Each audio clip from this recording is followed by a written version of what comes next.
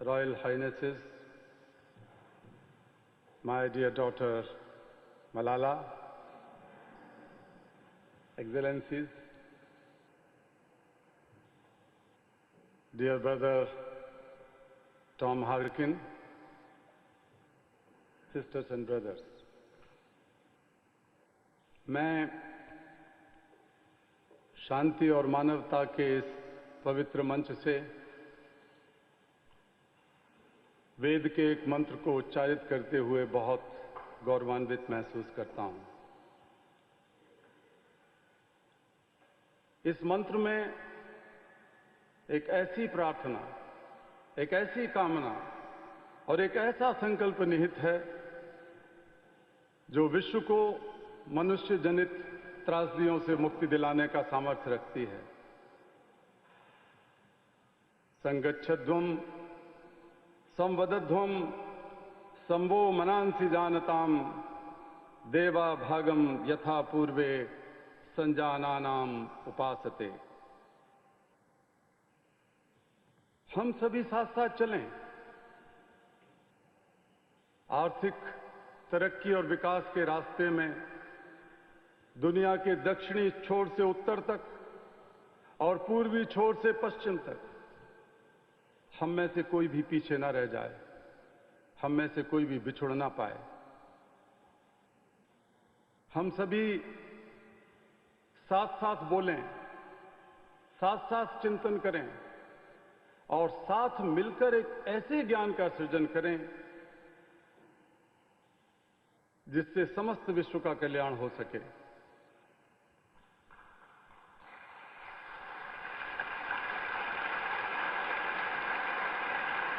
आज मैं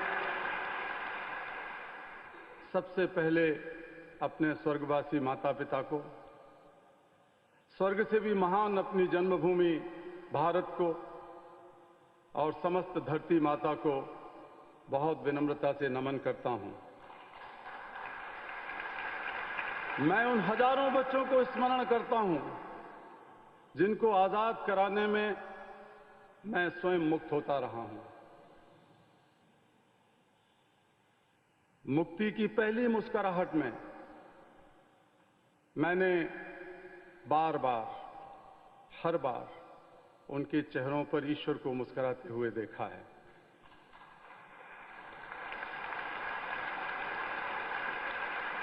मैं इस सम्मान का सबसे बड़ा श्रेय अपने आंदोलन के शहीद कालू कुमार, धूमदास, आदर्श किशोर और पाकिस्तान के नन्हे शहीद इकबाल मसीह और ऐसे तमाम लोगों को देना चाहता हूं जिन्होंने बच्चों का बचपन लौटाने के लिए हंसते हंसते अपना सर्वोच्च बलिदान कर दिया। मैं आज उन सभी लोगों की तरफ से दुनिया भर में बच्चों को आजादी और शिक्षा दिलाने में लगे तमाम कार्यकर्ताओं की तरफ से और मेरे समस्त देशवासी बहनों और भाइयों की ओर से बहुत विनम्रता से आपका यह पुरस्कार स्वीकार करता हूं।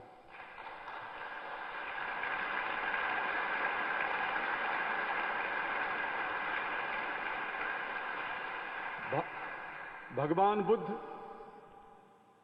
गुरु नानक और महात्मा गांधी की धरती से नॉर्वे तक की मेरी यह यात्रा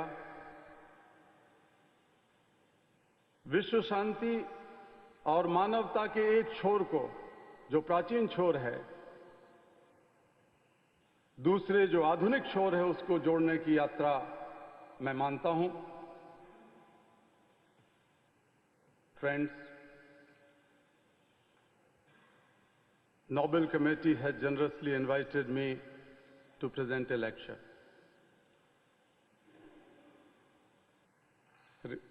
Respectfully, I am unable to do that because I am representing here the sound of silence, the cry of innocence and the face of invisibility. I represent millions of those children who are left behind. And that's why I have kept an empty chair as a reminder.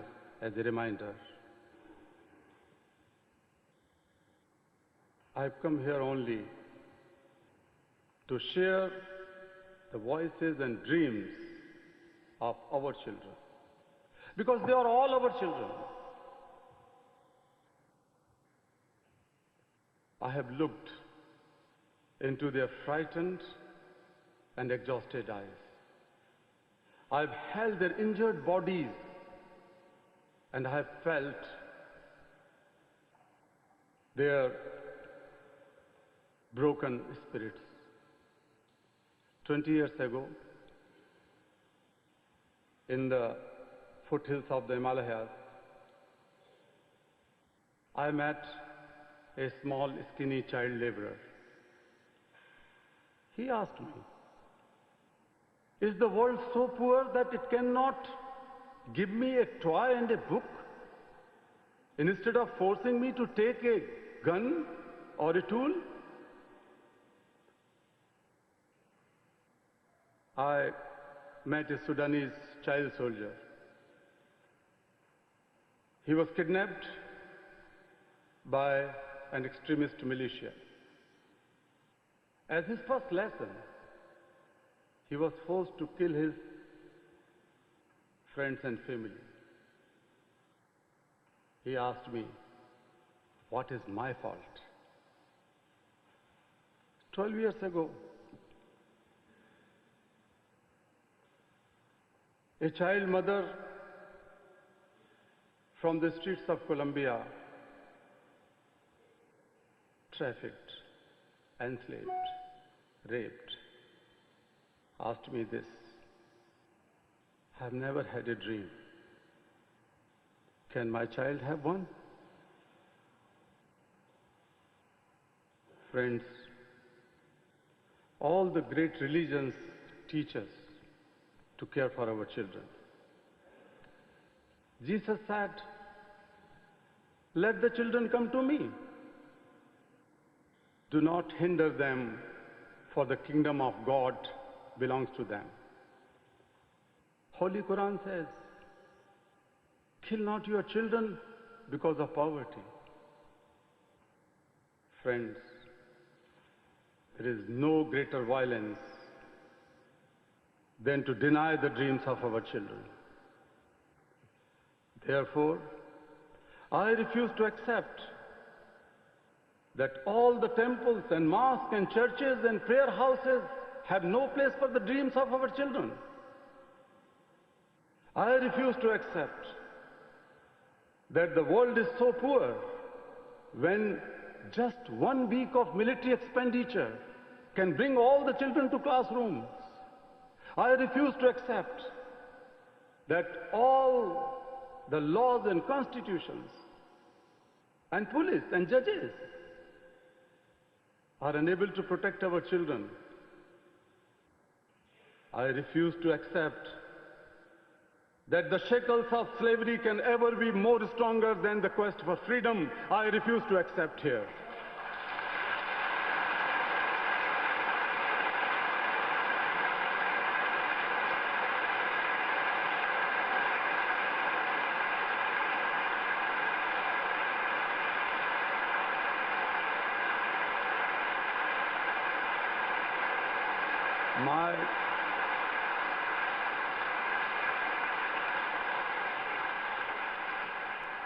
My only aim in life is that every child is free to be a child, free to grow and develop, free to eat, sleep, and see daylight, free to laugh and cry, free to play and learn, free to go to school, and above all, free to dream. I have the privilege of working with many courageous people who have the same aim. We have never given up against any threat or attack. and we will never. We had made progress in couple of years, couple of decades. We have reduced the number of out-of-school children by half. We have reduced the number of child laborers by a third. We have reduced child mortality, malnutrition, and we have prevented millions of child deaths. But let us make no mistake. The great challenges still remain. Friends, the biggest challenge or the biggest crisis knocking on the doors of humankind are fear and intolerance. We have utterly failed our children in imparting an education that gives the meaning and objective of life, an education that gives a sense of global citizenship among youth.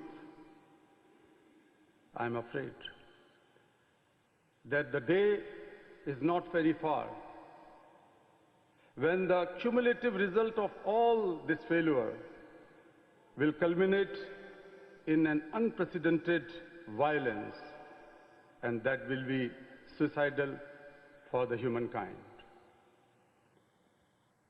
Rights, security, hope can only be restored through education. Young people like Malala,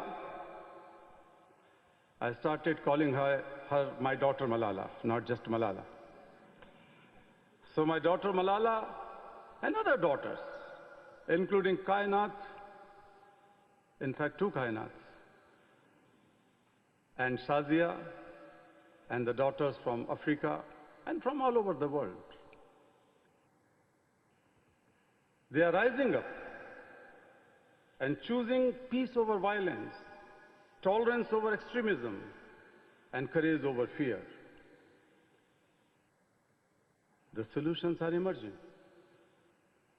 But these solutions cannot be found in the deliberations, in conferences alone, and cannot be found in the prescriptions from a distance. They lie in small groups and local organizations and individuals who are confronting with the problems every day.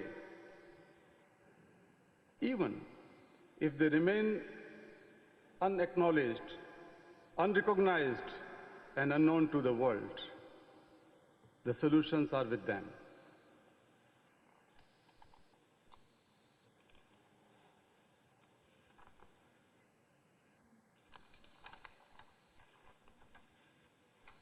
Friends, what is missing now? Of course, my paper is missing. But, yeah, no problem. I will continue without that.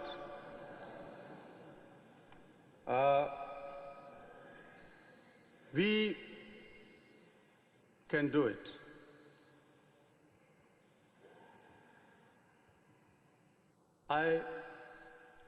You may ask that what one person can do. I could recall a story of my childhood. A heavy fire broken out in the forest. Thank you so much. I don't know whether it has happened with some Nobel laureate before or not, but many things are happening today.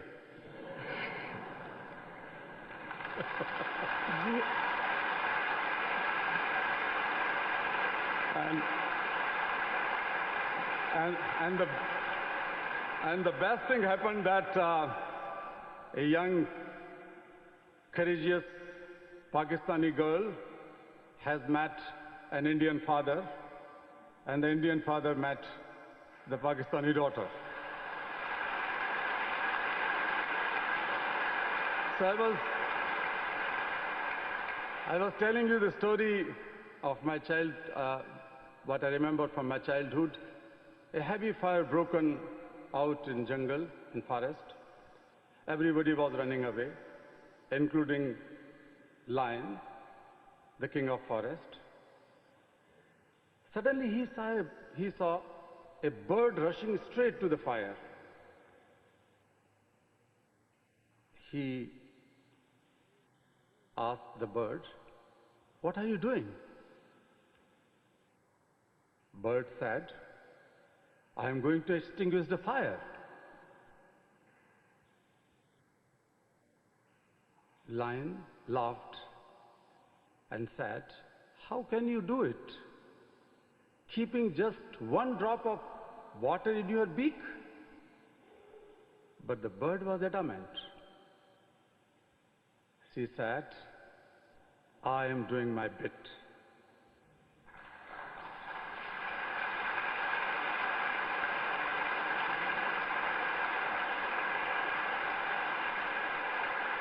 "18 years ago,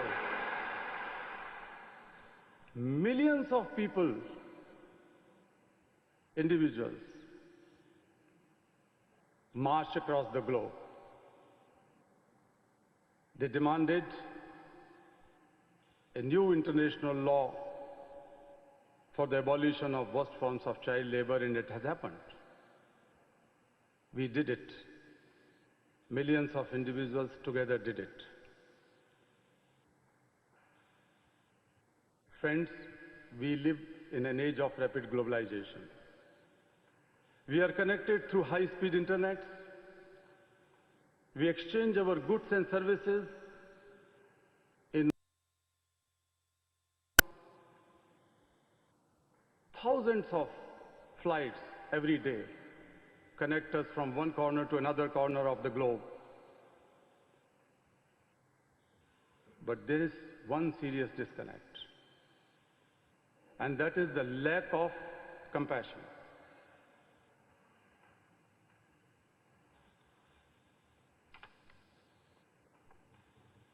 Let us inculcate and transform the individual's compassion into global compassion. Let us globalize compassion.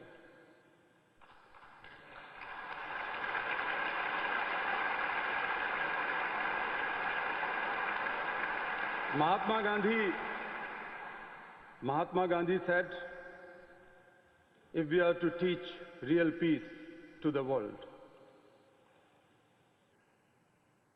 we shall have to begin with the children. I humbly add, let us unite the world through the compassion for our children.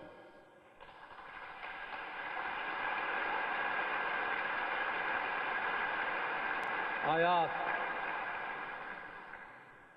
whose children are they who stitch footballs, yet never played with one? Whose children are they who harvest cocoa but have never tasted a chocolate? Whose children are they who are dying of Ebola? Whose children are they who are kidnapped and made hostage today? They are all our children. I remember an 8-year-old girl rescued from intergenerational forced labor.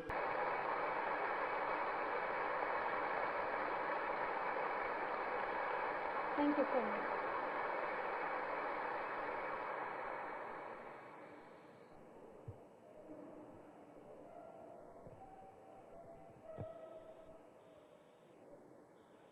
Bismillahir-Rahmanir-Rahim. In the name of God, the most merciful, the most beneficent. Your Majesties, Your Royal Highnesses,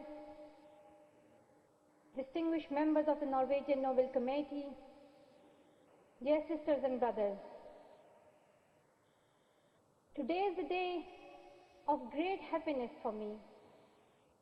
I'm humbled that the Nobel Committee has selected me for this precious award.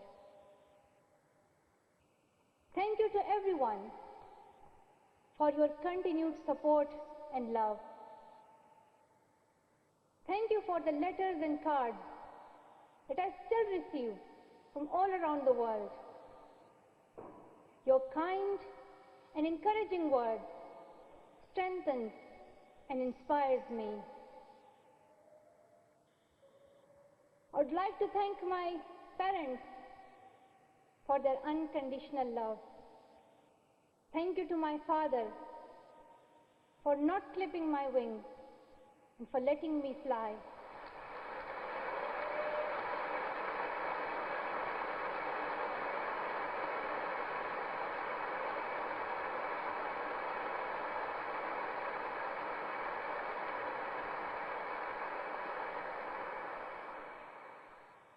Thank you to my mother for inspiring me to be patient and to always speak the truth, which we strongly believe is the true message of Islam.